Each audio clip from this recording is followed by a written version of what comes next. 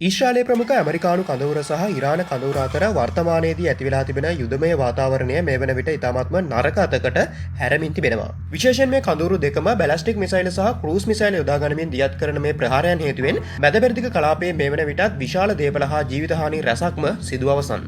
ඉරාන පාර්ශවය සම්බන්ධයෙන් සඳහන් කිරීමේදී ඇමරිකාව ප්‍රමුඛ ඊශ්‍රායල ප්‍රහාර වලින් මේ වන විට ඉරානයේ ආධ්‍යාත්මික නායකයා හමුදා නායකයන් ඇතුළු 1255ක ප්‍රමාණයක් ජීවිතක්ෂයට පත් තිබෙන ඒ වගේම තුවාල ලැබූ ප්‍රමාණය මේ වන විට 12000කට අධික බව ඉරාන මාධ්‍ය වාර්තා කර තිබෙනවා. ඒ වගේම ඉරානයට සහාය පිණිස ඊශ්‍රායලයට රොකට් ප්‍රහාර එල්ල කරපු හිස්බුල්ලා සංවිධානයටද ඊශ්‍රායලය දැඩි ප්‍රතිප්‍රහාර එල්ල කරා. ඉතින් මේ ප්‍රහාර වලින් හිස්බුල්ලා සංවිධානය ඇතුළත්ව ලෙබනන්හි 394 දෙනෙකුට අධික ප්‍රමාණයක් ජීවිතක්ෂයට පත්ව දහසකට අධික ප්‍රමාණයක් තුවාල ලබා ඇති බව විදේශ මාධ්‍ය වාර්තා කර තිබෙනවා. ඇමරිකාව ප්‍රමුඛ ඊශ්‍රායලය විසින් ඉරානයේ ටෙහෙරාන් නගරයට අති දැවැන්ත ප්‍රහාරයක් දියත් කරමින් තිබෙන අතරතුර ඉරානයේ ඊට ප්‍රතිප්‍රහාර ලෙස ඊශ්‍රායලයේ ප්‍රධානතම තාක්ෂණික සහ වාණිජ නගරයට අති දැවැන්ත ප්‍රහාරයක් දියත් කළා.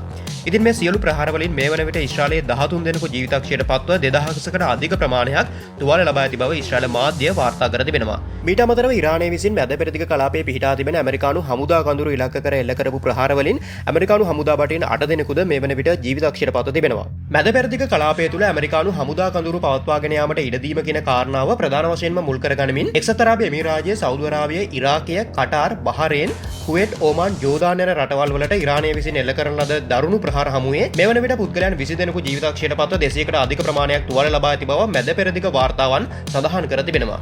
ඉරානයට ගොඩබිමින් පහරදීම කාලය කාදවීමක් ලෙස ඇමරිකානු ජනාධිපති ඩොනල්ඩ් ට්‍රම්ප් මීට කලින් ප්‍රකාශ කර සිටියද මේ වන විට ඉරානයට ගොඩබිමින් පහරදීම කෙරෙහි ඇමරිකානු අවධානය යොමු වී ඇති බව ඇමරිකානු මාධ්‍ය වාර්තා කර තිබෙනවා. ප්‍රධාන වශයෙන්ම ප්‍රහාරකයානා 2000ක් සහ හමුදා බටයන් 50000ක ප්‍රමාණයක් මේ වන විටත් ඊශ්‍රායලයට යවා ඇති බව මේ මාධ්‍ය තවදුරටත් තහවුරු කර තිබෙනවා. කොතරම් දරුණු ප්‍රහාරයන් වලට ලක්වුවද ඉරානය යටත් වීමේ සූදානමක් නොමැති බව ඇමරිකානු බුද්ධි තොරතුරු වාර්තා කරමින් ඉන්න පසුබිමක ඉරානයද මේ වන විට තමන් සතු ප්‍රබලතම වී යුද බිමට රැගෙනමින් තිබෙනවා. ඉරානයේ ඉස්ලාමීය විප්ලවවාදී ආරක්ෂක බලකය පවසන්නේ ටොන් 2ක පමණ පුපුරද්‍රව්‍ය රැගෙන යන්න පුළුවන්. ඒ වගේම කිලෝමීටර් 3000ක පමණ දුරක් ගමන් කරන්න පුළුවන් කොරම් ශහර් 4 මිසයිල භාවිතා කරමින් ඊශ්‍රායලයේ මර්මස්ථානවලට මේ වන විටත් ප්‍රහාර දියත් කරමින් තිබෙන බවයි. ඉතින් ලෝකයේ හොඳම ගුවන් බලයක් සහිත ඊශ්‍රායලයට එරෙහිව ඉරානය තමන් සතු සුපිරිතම මිසයිල තවදුරටත් යොදා ගන්නා බව ඉරානයේ ඉස්ලාමීය විප්ලවවාදී ආරක්ෂක බලකය තවදුරටත් ප්‍රකාශ කර තිබෙනවා. ඇමරිකාව ප්‍රමුඛ ඊශ්‍රායලයේ ප්‍රබල ප්‍රහාර හමුවේ ඉරානයේ ගුවන් බලය සහ නාවික බලය බොහොමයක් විනාශයට පත් තිබුණාද ඉරානය සතු ප්‍රබලතම අවිය වන්නේ ඔවුන් සතු බැලිස්ටික් මිසයිල් සහ ඩ්‍රෝන තාක්ෂණයයි. වසර ගණනාවක් පුරා යුද්ධය කරගෙන යාමට හැකියාව ඇති පරිදි ඉරානයේ භූගත බංකරවල ඩ්‍රෝන යානා සහ බැලිස්ටික් මිසයිල් දහස් සංඛ්‍යාවක් පවතින බව මේ වන විට ඇමරිකානු බුද්ධි අංශද වාර්තා කර තිබෙනවා. ඊශ්‍රායලයේ ගුවන් ආරක්ෂක පද්ධතිය මගහරමින් ඊශ්‍රායල භූමියට ප්‍රහාරයන් එල්ල කරන්න පුළුවන් අධික වේගයක් සහිත හයිපර්සොනික් මිසයිලයක් වන ඉරානයේ ෆටා 2 හයිපර්සොනික් මිසයිලය වැඩි වශයෙන් භාවිතා කරමින් ඉදිරියේදී ඇමරිකාව ඊශ්‍රායලයේ ප්‍රමුඛ සතුරු රටවල් වලට ප්‍රහාර දියත් කිරීමට සූදානමින් සිටින බව ඉරාන ඉස්ලාමීය විප්ලවවාදී ආරක්ෂක බලකය වැඩිදුරටත් ප්‍රකාශ කර තිබෙනවා.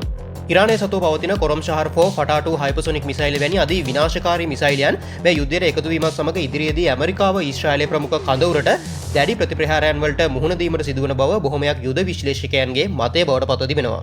මැද පෙරදිග කලාපයේ ඇමරිකානු හඳුනාගත් ඉලක්ක වෙද පහර දීම සඳහා තොරතුරු ලබා දුන්නේ යයි කියන කාරණාව මත ඇමරිකාව සහ රුසියාව අතර මේ වන විට සීතල යුද්ධයක් පටන්ගෙන තිබෙනවා. ඉතින් මේ කරුණු කාරණා මුල් කරගෙන යම් හේකින් රුසියානු සහ ඉරානයට හිමි වුණොත් මේ යුද්ධයේ වැඩි වාසිය ඉරානයේ දෙසට යොමු වන බව නිසක වශයෙන්ම සඳහන් කරන්න ඕනි.